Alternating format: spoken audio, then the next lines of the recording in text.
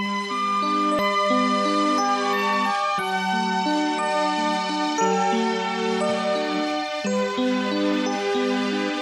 conheceu a tia Neiva? Por 10 anos. Como que era a convivência com ela? Muito harmoniosa, porque tia Neiva, ela sabia administrar as situações, tá? E tia Neiva é uma pessoa muito calma, de muita harmonia espiritual e muito prestativa e uma pessoa bondosa. Como que ela expressava essa bondade, essa prestatividade? Bom, mediante as pessoas que nos procuram, que muitas das vezes vinham procurar ela e a gente observava nela uma bondade espiritual, algo que a gente demorou muito tempo para aprender e conviver com essa pessoa que é tia Neiva, um espírito evoluído, diferente, e assim nós convivemos 10 anos. Como é que é um espírito de bondade? Um espírito de bondade é aquele que não questiona quando precisa fazer o bem. Ele faz o bem sem questionamento, sem truque. Então tia Neiva era isso. Certo. E como que ela planejou aqui o Vale da Amanhecer? Olha, esse planejamento já foi uma coisa ligada aos planos espirituais. O pai Seta Branca, o mentor espiritual desta doutrina, ele descobriu espiritualmente tia Neiva e tia Neiva conviveu com ele aprendendo toda essa parte ritualística, essa linguagem espiritual. Então tia Neiva aprendeu com o espírito de altas hierarquias espirituais, né? Então o ensinamento dela é um ensinamento muito superior ao nosso, tá? Ela precisou treinar para aprender, receber as pessoas, conversar com os espíritos. Então, como já disse, é um espírito diferente. Para mim foi uma novidade e aceitei essa doutrina sem restrição. E hoje nós estamos aqui com uma grande doutrina para servir ao povo de Brasília, do entorno, dos estados. E essa doutrina está implantada aqui nessa região de Brasília e muito bem aceita. Qual que é a principal linha da doutrina? O que se ensina, o que se prega? Bom, os ensinamentos da doutrina são ensinamentos cristãos, ensinamento cristão no Evangelho, Evangelho vivo, Evangelho do Cristo vivo com os apóstolos. Então são ensinamentos que qualquer pessoa se adapta, porque está no Evangelho. A vida de Jesus, do Cristo vivo, vivida com os apóstolos, é uma linguagem bem direta e reconhecida, uma linguagem que aconteceu com Jesus. Então tia Neiva aprendeu essa linguagem e tia Neiva nunca saiu de uma trilha baseada nos ensinamentos de Deus, na humildade, na tolerância e no amor. Como é que dá para ligar o Espiritismo com o Evangelho? É porque o que está no Evangelho é a vida de Jesus com os apóstolos, né? E Jesus sempre foi taxativo no que fez, por onde ele andou, tá? Então nós temos uma ligação muito estreita. Nós somos compostos de corpo, alma e espírito. Então nós não podemos desvincular uma coisa da outra sem fazer uma ligeira comparação. As comparações de Jesus foi muito bem aceita, porque ele falava por comparação e parábolas. Então tia Neiva também sempre observou essa igualdade do Evangelho, do Novo Testamento vivo, com a linguagem mais moderna de pai Seta Branca, o mentor espiritual desta doutrina. Certo. E o Espírito Santo seria o Espiritismo? Como que eles fazem essa ligação com a Bíblia, o Evangelho, com o Espiritismo? A Igreja Católica, meu mestre, ela fala do Espírito Santo de Deus, tá? Nós sabemos, está na própria palavra de Deus, que nós somos compostos de corpo, alma e espírito, tá? Então, nós somos espírito. Quando viemos ao mundo, nós viemos como missionário. Escolhemos uma família, escolhemos um país, um estado, um município para viver. Então, esse espírito ele veio com uma coisa definida, tá? Então o Espírito existe. O Espírito Santo, quando a gente fala em nome do Pai, do Filho e do Espírito Santo, nós estamos ligando o Espírito Santo de Deus, tá? Mas nós somos corpo e alma e espírito. Por isso é que nós não podemos desvincular, tá? Quando nós desencarna, sai do corpo, ou morre, como a gente conhece, é mais conhecido, nós somos o quê? Somos um espírito. O mesmo espírito que veio para reencarnar, nós vamos voltar para Deus. Então nós somos espírito. Por isso nós falamos, em nome do Pai, do Filho e do Espírito Santo. Então nós não temos como desvincular o Espírito Santo da própria linguagem oficial, da própria origem nossa, como o mandatário de Deus. Deus enviou nós a esta terra para nós reajustar com a nossa família, com a nossa mãe, com o nosso pai, com o nosso vizinho, com os nossos filhos. Então nós fomos enviados. Nós não fomos enviados já pronto. Nós fomos enviados um espírito para este mundo. E escolhemos uma família, um povo. Até o lugar de morar nós já havíamos definido. Onde ninguém pode chorar, porque foi tudo definido por Deus. Então nós somos o enviado de Deus, tá? O Espírito Santo que se refere, o Evangelho, é o Espírito Santo de Deus. E todos aqueles que aceitam o Evangelho, a doutrina de Jesus. Podemos igualar ao Espírito Santo de Deus, tá? Então o Espírito Santo de Deus é todos aqueles que adquiriram a fé, a humildade, a tolerância e o amor, tá? E o Espírito Santo de Deus está nele.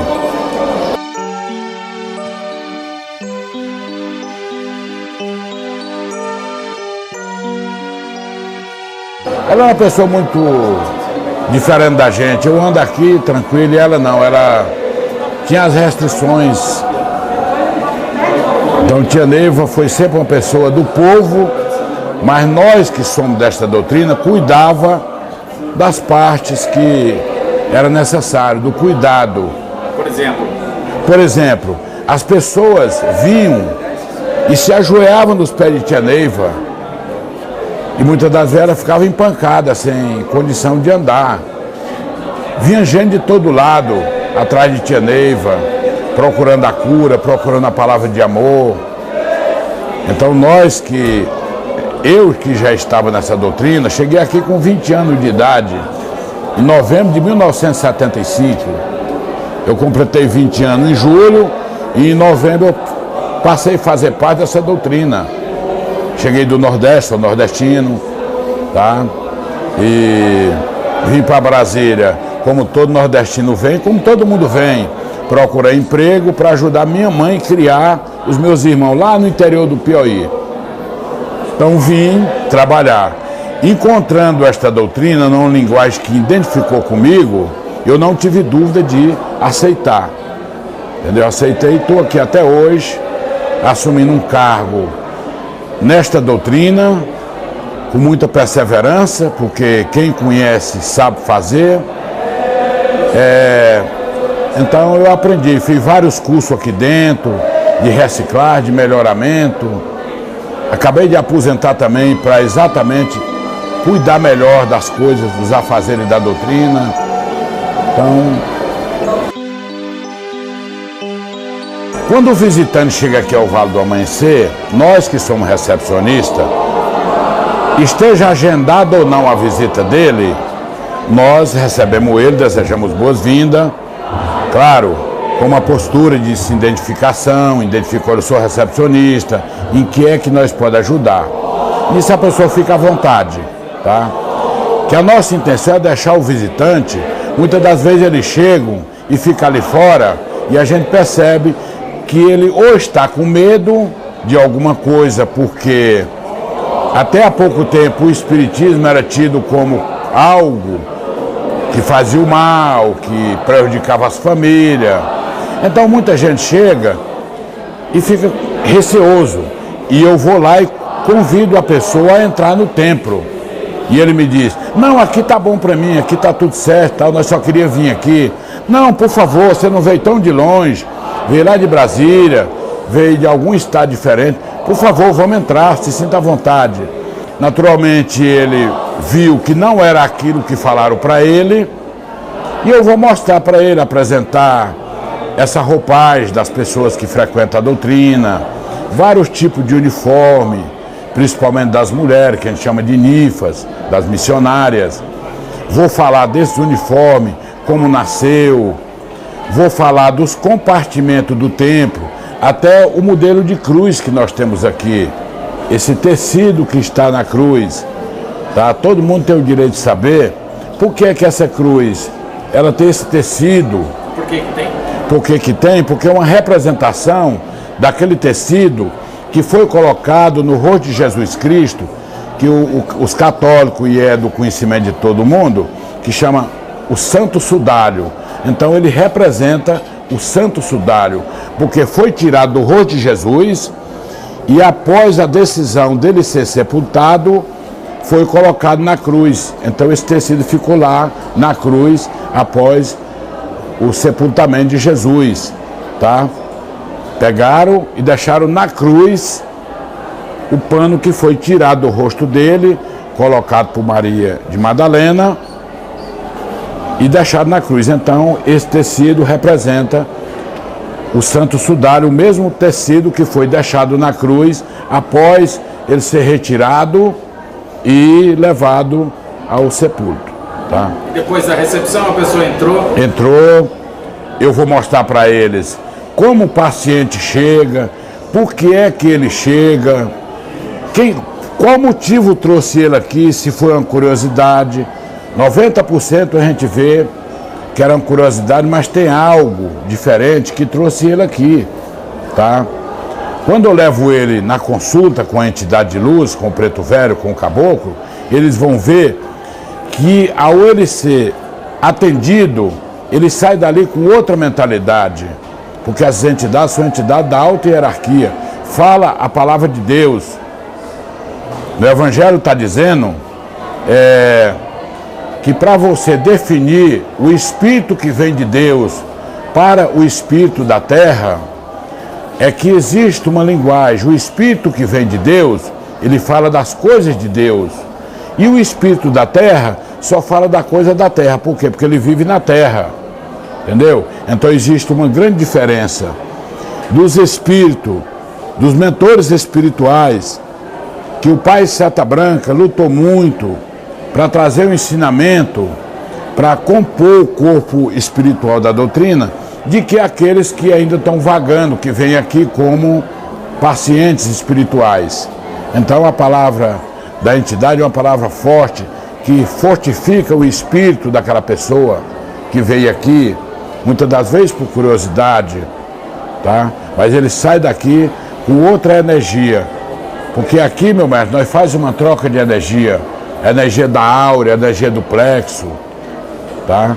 As vibrações que recebemos na rua, nos serviços, nas festas, em qualquer lugar, pode ser em qualquer lugar, que são as invejas, os desejos, as maldades, ela fica acumulada na face da pessoa, na região do chakra, que chamamos de chakra, ou no plexo, aqui na região do umbigo. Então ela é uma energia magnética e animal, que a gente chama de energia do homem para o homem. E todo mundo, independente de ser daqui, de ser de outra doutrina, está exposto, porque vivemos na Terra, tá? Então quando essas pessoas são retiradas essa energia da áurea dele e do plexo, dos chakras dele e do plexo, ele sente um alívio, ele passa a respirar com mais intensidade, ele passa a ver aquela pessoa que se dizia inimigo dele, ele passa a ver ele como um irmão, tá? Tá certo. E após o atendimento com os caboclos, passa por uma série de salas onde acontece o quê? É de acordo com a necessidade daquela pessoa, tá? Nós temos vários setores de trabalho aqui. A primeira é os tronos, tá? Lá na consulta, nós encaminhamos ele aos tronos. Após isso, após a consulta, o mentor vê as necessidades dele e pode designar ele para qualquer um setor de trabalho. Muitas das vezes ele passa em um ou dois trabalhos. E se for um caso mais, vamos dizer, grave, ele passa em todos os trabalhos, tá? O paciente que chega aqui por volta de 3, 4 horas da tarde, por volta de 7 da noite ele já está indo embora e ele tem passado em todos os trabalhos aqui e volta no dia que ele quiser. Não tem negócio de vir 7 vezes, de ter que acender vela, não. Recomenda só água fluidificada para ele. E ele vem no dia que ele quiser. Não tem que cobrar nada dele, nem tem que determinar quantas vezes ele tem que vir, tá? E esses trabalhos, o que acontece nos trabalhos? Bom, como já disse, o nosso trabalho é um trabalho, tirando os trabalhos dos tronos, que é um trabalho de comunicação e desobsessivo. O que é um trabalho de comunicação? É onde a gente vai fazer uma consulta. O mentor, ao paciente chegar no tempo, o mentor já sabe o motivo da vinda dele aqui. Então ele vai fazer um complemento de limpeza na áurea dele, tá? E depois ele vai contar alguma novidade que trouxe ele aqui, ou que alguém está passando e que ele veio aqui até por causa de outra pessoa que não pôde vir. Fazendo isso, o mentor vai retirar com bastante precisão, afastar toda aquela energia que está com ele e, consequentemente, dizer para ele palavras de carinho e palavras que ele vai entender e recomendar que ele passe nos outros trabalhos. Todos os outros trabalhos são trabalhos de energia. Nós trabalhamos com energia. Com energia. O paciente senta, fica nesta posição, com o pensamento elevado a Jesus. Há algumas pequenas recomendações a eles, que levam o pensamento a Jesus, a Deus Pai Todo-Poderoso, e assim ele vai levar o pensamento no Cristo, independente da religião dele, ou do lugar onde ele vive, ele vai mentalizar Jesus. E aquela energia vai ser repassada a ele, aquela energia daquele trabalho vai ser repassada a ele. Consequentemente, vai haver imediatamente uma troca de energia muito profunda. E ele vai sair daqui já com outra visão espiritual.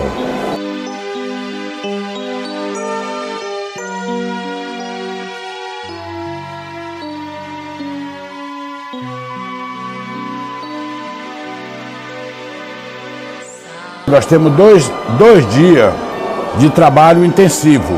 O que é trabalho intensivo? Ele chama trabalho oficial.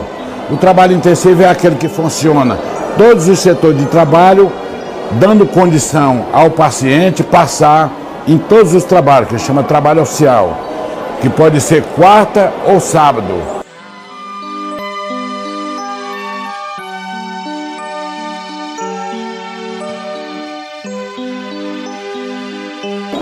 As pessoas que passam lá no médico de cura, ele deixa o nome no livro, então nós temos um controle, vamos dizer assim, atendeu 600 pessoas hoje, lá para 11 horas da noite, nós fechamos o livro, quando já não tem mais ninguém para passar, e às vezes dá 600, 700 pessoas, dá 10 folhas de livro, tá? Então nós temos um controle por alto, tá?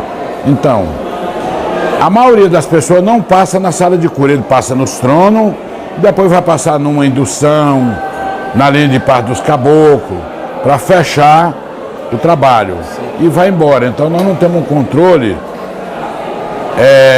oficial de quantas pessoas vêm aqui quarta e sábado e domingo, tá? Mas todo dia nós temos muita gente aqui. Você pode chegar aqui terça-feira, 5 horas da tarde, nós temos bastante gente, que são os dias de retiros. Então nós temos pessoas que vêm de muito longe, que escolhem esses dias para passar, considerando folga, mais calma, né? Que é durante o dia, nós temos dia aqui que é calmo. Nós temos pessoas que vêm participar do retiro e temos pessoas que vêm passar nos trabalhos. Então nós temos basicamente de 500 a 600 pessoas, quarta e sábado e domingo.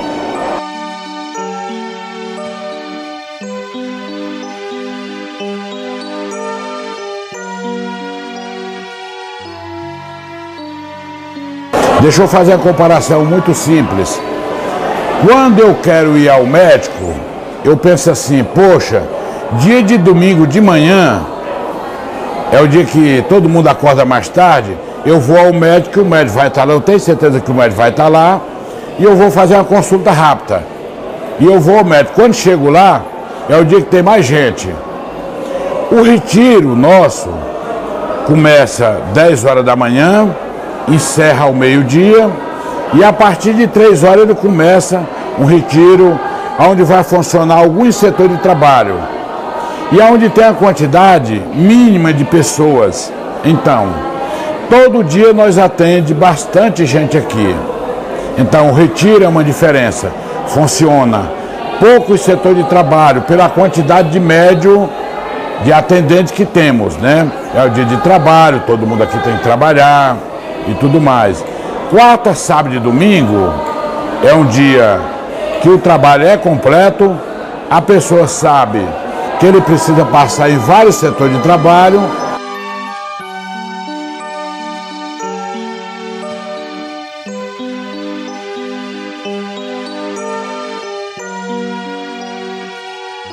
O pai Seta Branca, esse cacique Seta Branca, Tia Neiva, em 1958, Tia Neiva era católica, apostólica romana, mãe de 4 filhos, tinha 32 anos de idade, nova.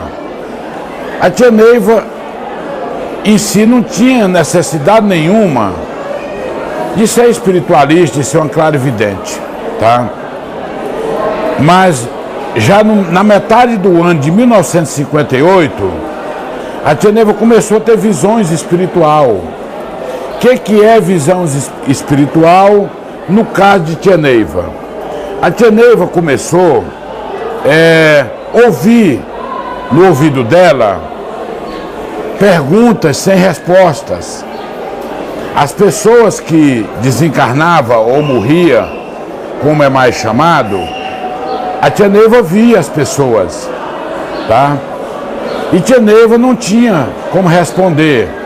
Naquele tempo era considerada uma pessoa desajustada, um pouco louca, doida até. Tia Neiva não sabia responder as perguntas desses espíritos que vinha a ela com perguntas fora do momento, tá? Pai Seta Branca, ela também não conhecia Pai Seta Branca, mas Pai Seta Branca se apresentou a ela do mesmo jeito que ele está aqui, na figura de um cacique. Se apresentou com uma seta na mão, tá? Porque o Pai Seta Branca, ele já teve 19 encarnações. E uma das últimas encarnações sua, aqui na América Central, o Pai Seta Branca se apresentou às pessoas na época com essa seta e ganhou esse apelido de Seta Branca. Ele andava nos povoados, nas regiões, com essa seta. E o pessoal começou a chamar ele de Seta Branca e começou a receber dele várias respostas que não tinha condição de ninguém na época, tá, responder. Então, despertou nas pessoas uma curiosidade muito grande. E aí o Pai Seta Branca ganhou esse apelido de Seta Branca, porque ele andava com a seta na mão. O que dizia essa seta? A seta era uma arma de empunhar. E ele já andava oferecendo ela para as pessoas, tipo um presente. Então o Pai Seta Branca foi tido como um grande mensageiro de Deus, um franciscano que teve essa roupagem como franciscano, ele viveu como São Francisco de Assis, ele é uma encarnação de São Francisco de Assis. E da herança dele, da roupagem dele, nós ganhamos essa roupa, essa cor marrom, tanto na saia das senhoras, das ninfas, como nas calças dos homens, tá? Então, foi em memória essa roupagem de São Francisco de Assis. Ele usava uma bata marrom, não era um marrom parecido com esse, mas mais suave.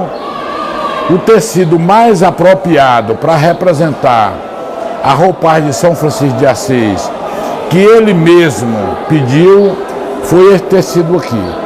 Um tecido marrom, mais forte, mas que seria a representação da roupagem de São Francisco de Assis.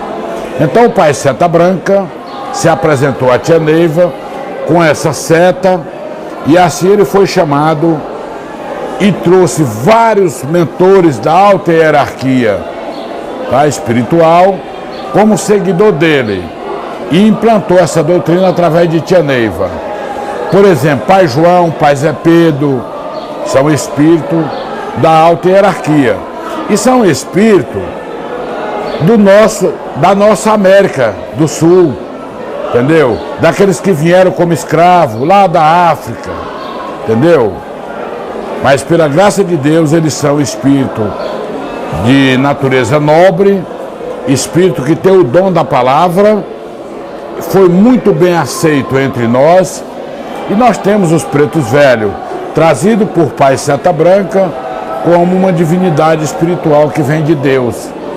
Porque, como já disse, quem vem de Deus fala as coisas de Deus. Quem é da terra fala só das coisas da terra. E eu não estaria enganado esse tempo todo, com mais de 1 milhão de seguidores nesta doutrina, seria que esse tempo todo nós conseguia estar sendo enganado? Eu não. Nós temos pessoas estudiosos, essa doutrina foi estudada por teólogo, o padre César, que estudou a vida de Tia Neiva, passou 2 anos aqui no Vale do Amanhecer. Foi enviado pela Arquidiocese de São Paulo para estudar essa diferença de religião aqui em Brasília. Então ele não encontrou nada que denigrisse a palavra de Deus, que denigrisse as famílias. Então ele escreveu ao Papa João Paulo II, tá? Na sua posse, ele ainda novo, nós temos registro, e levou um cartão de Natal e um compacto, na época chamava compacto, tá? Era um LPzinho, um compacto, tinha um LP e tinha um compacto. Levou gravado para o Santo Padre. E claro que os assessores não iam deixar de ver. Ele mandou um cartão de Natal para a tia Neiva, elogiando o nosso trabalho.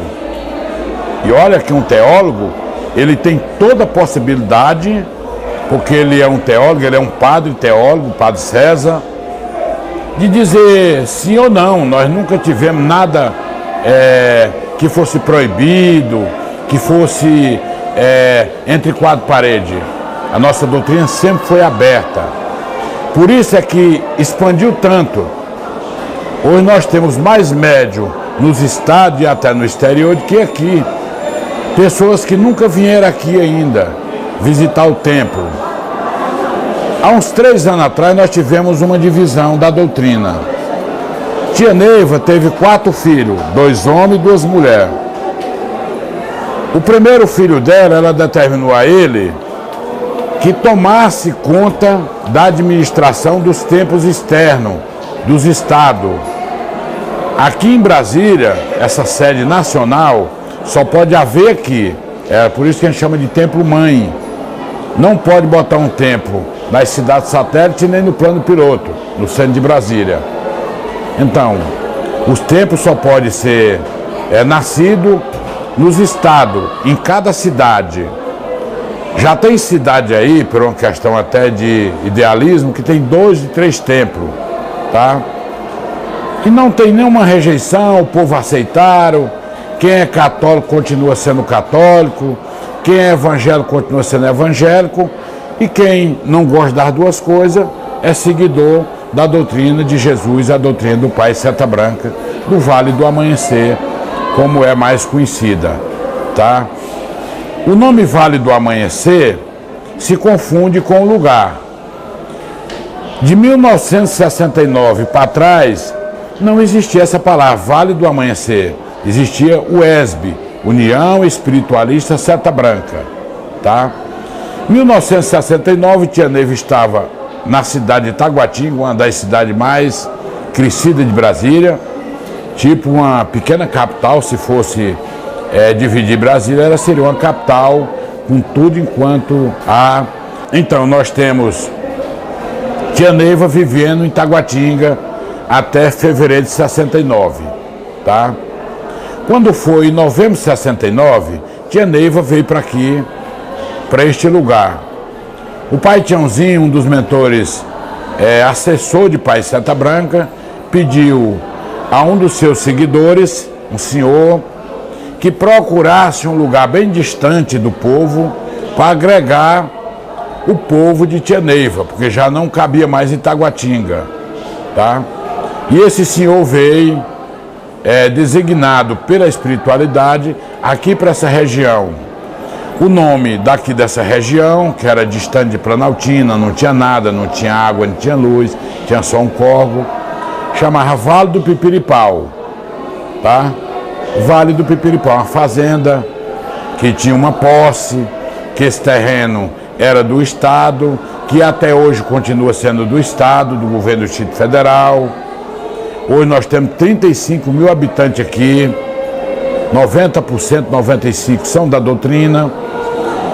E o nome Vale do Amanhecer foi para adequar a linguagem do povo, que já era Vale do Pipiripau. Perguntado a Tia Neiva, ela disse, por orientação espiritual, o lugar se chamaria Vale do Amanhecer. O que é amanhecer? Um novo amanhecer. Um amanhecer, as coisas que a gente tem mais natural na nossa vida, é o amanhecer do dia. É um novo amanhecer, é uma nova vida. Todo dia, esperamos por dias melhores, claro. É um novo amanhecer. Então o lugar ficou chamado Vale do Amanhecer por uma questão espiritual, tá? Então o Vale do Amanhecer confunde. O nome dessa ordem é a Ordem Espiritualista Cristã, tá? E há 3 anos atrás, por uma questão que houve, uma questão de entendimento, o pessoal que era dos tempos externos, uma parte, optaram a registrar uma nova, um novo modelo de doutrina. Tem as mesmas palavras que Tia Neiva deixou. A Tia Neiva falava dos tempos externos, tá? E ela chamava instâncias, o coordenador das instâncias. Quer dizer, uma instância é um complemento de alguma coisa, chamamos de instância. E as instâncias do amanhecer começou a crescer muito, tá? Começou a ter tempo do Pará, no interior do Goiás, no interior de Pernambuco. Então precisaria de uma pessoa de punho para administrar esse tempo. E ela escolheu o filho dela, o mestre Gilberto, o mais velho, tá? E ele com muita energia começou a administrar os tempos externos, tá? Como os tempos externos cresceu muito, hoje nós temos em Portugal, que foi muito bem aceita essa doutrina lá em Portugal, na cidade do Porto, tem muitas centenas de pessoas que são dessa doutrina, que vestem essa roupa, dessas moças, dessas jovens, lá em Portugal. Nós já temos um grupo muito pequeno nos Estados Unidos, num país de origem kardecista, tá? Então a doutrina está expandindo. E aí houve uma necessidade de dividir essa doutrina. O filho mais velho de Tia Neiva ficou na coordenação dos tempos externos, tá? Então ele é o coordenador dos tempos externos, tá? Que a gente chama de CGTA, Coordenação Geral dos tempos do amanhecer. E ele registrou, e houve uma pequena divisão da doutrina original, que é do Templo Mãe. É como você tivesse uma grande fazenda e dividisse ela no meio, tá? E criou um mal-estar entre as pessoas. Uns diziam que estavam bem melhor seguindo os tempos externos, na coordenação do mestre Gilberto Zelá, do Trino Ajaran, e o filho dela, mais novo dos homens, é o mestre Raul Zelá e o Trino Ipuarã, vendo a doutrina sendo desviada por pessoas que se disseram contra a opinião original dele, começou a tomar partido sobre a doutrina. E ele, muito sabido, reuniu nós que somos daqui do Templo Mãe. Eu sou morador de Brasília, sou daqui do Templo Mãe, e há de morrer e ser enterrado aqui bem pertinho. Eu não tenho mais projeto para mim, tá? Ele assumiu a doutrina, nós apoia ele, ele está aí desenvolvendo o mesmo trabalho que Tia Neiva deixou, com bastante intensidade. O mesmo trabalho que acontece nos tempos externos, acontece aqui também, tá? Então, foi uma questão só de entendimento, tá? Hoje nós não tem questionamento sobre isso. O médium que quiser frequentar lá, frequenta aqui.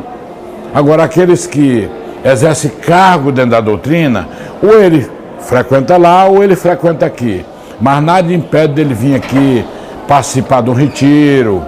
Ele só não pode se expor, falar sobre essa doutrina que é a OSOEC. Eu, por exemplo, eu sou o braço desta doutrina também, exerço um cargo. Amanhã pode ser outro. No momento eu não posso ir lá num tempo externo que seja ligado à CGTA, a Coordenação Geral dos Tempos do Amanhecer, e me expor. Por quê? É uma questão de ética, tá? Mas ninguém aqui preocupa mais com isso. Neste ano, no primeiro momento, foi muito comentário. Hoje, ninguém não comenta mais. Por quê? O paciente que é atendido lá, ele é atendido aqui também, tá?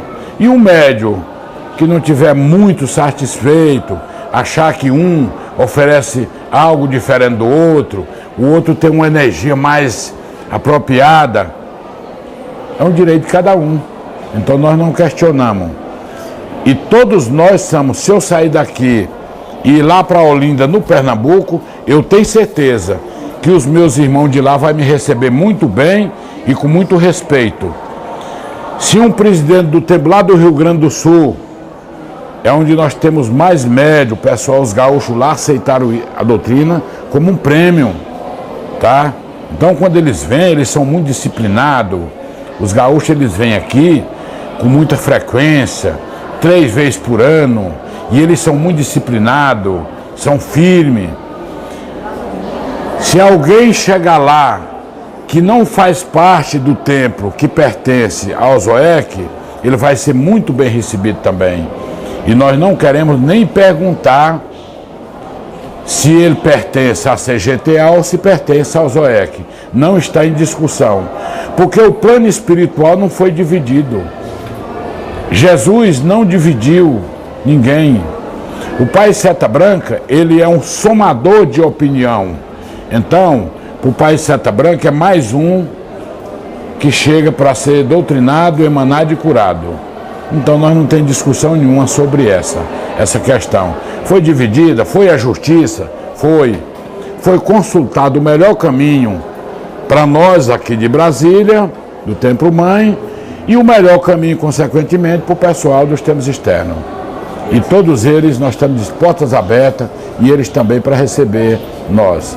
Eu sempre viajo, agora mesmo eu estava para lá de Goiânia, uma cidade chamada Santa Bárbara, recebi pessoas, fui fazer uma palestra lá sobre recepção e recebi pessoas que eram do tempo ligado à CGTA. E nós tivemos um dia de convivência harmoniosa.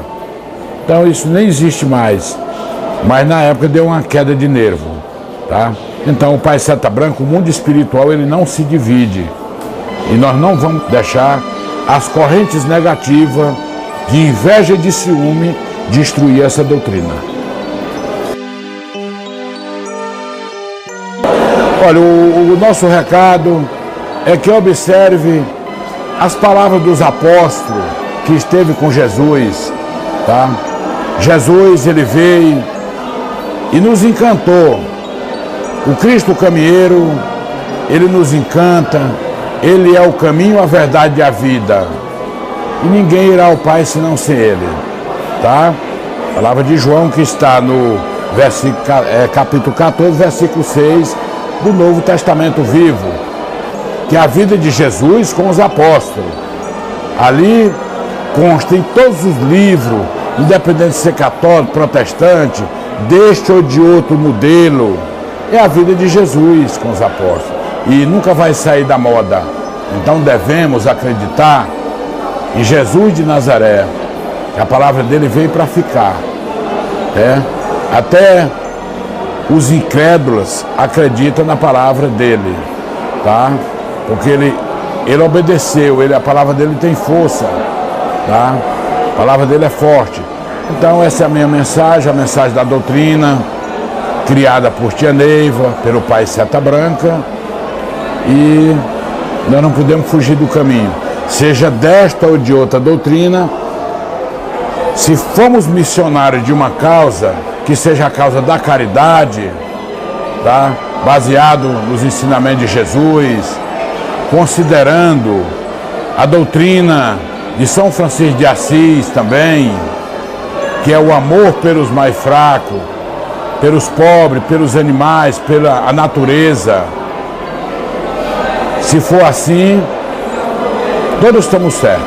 Agora, se desviar o pensamento para coisa material, para o dinheiro, para o vício, para a ganância, aí nós nunca fomos ser missionários, nem nesta e nem outra doutrina, tá? Então a minha recomendação, meu resumo da nossa entrevista é essa: temos que ser missionário despregado desses princípios, tá? Que é a ganância, a falta de fé e por aí, tá? Então temos que seguir um modelo cristão para ser missionário de Deus. Aqueles que se dizem missionário de Deus e não têm essa característica, felizmente está fácil de descobrir. Salve Deus. Obrigado.